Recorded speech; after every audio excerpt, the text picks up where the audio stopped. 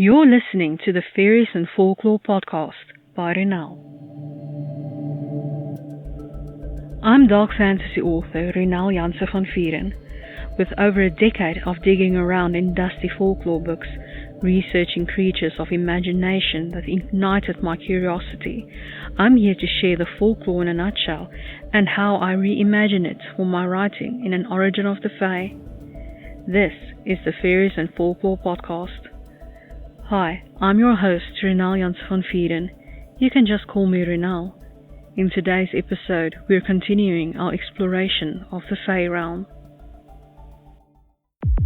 This episode is brought to you by my Irascible Immortals book series. They've been alive forever. They've been bored for some time. And now they're showing it. Go to ronelthemythmaker.com/my-books/the Irascible Immortals series to learn more. The hosting of this podcast is paid for by my book sales, but you can sponsor my time in creating this podcast by buying me a coffee. Go to buymeacoffee.com/Ronel to support me. This can be a recurring or once-off deal. You can always buy the podcast as audiobooks to help with the hosting. Go to payep.com/Ronel Janse van Vuuren/collection/Faeries and Folklore podcast audiobooks to support me.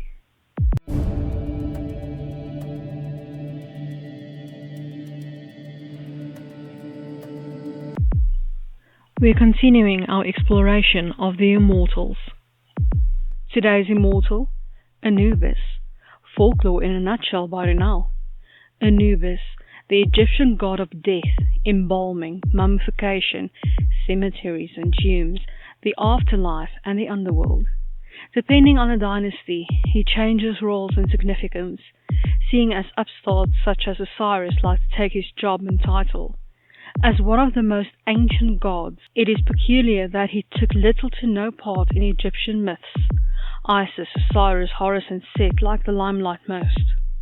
Depicted as a jackal or a man with a jackal head, his sacred animal is the African golden jackal, which is now genetically assessed as being a wolf.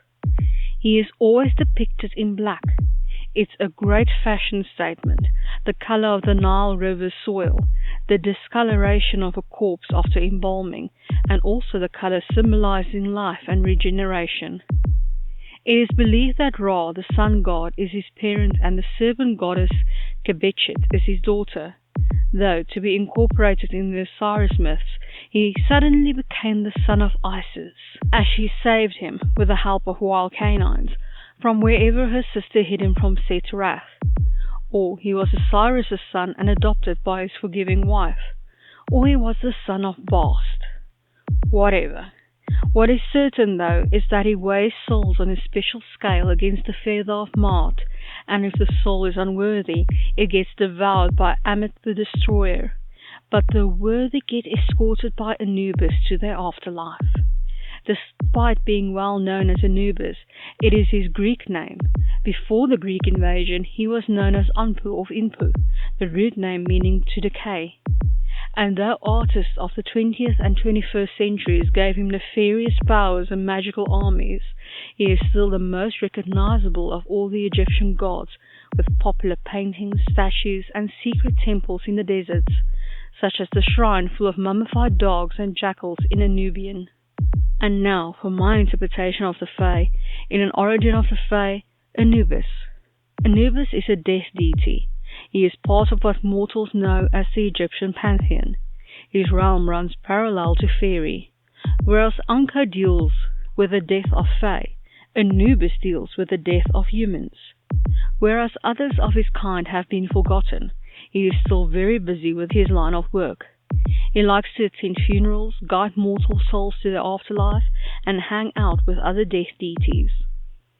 I hope that you've enjoyed this episode of the Faeries and Folklore podcast, and that you've learned something new about Faerie. Remember that you can get a transcript of this episode in the description. If you're new to the podcast, why not go and grab your free copy of Unseen, the second book in the fairy tale series, on my website, ronelthemythmaker.com. Loads of folklore, magic, and danger await. Take care.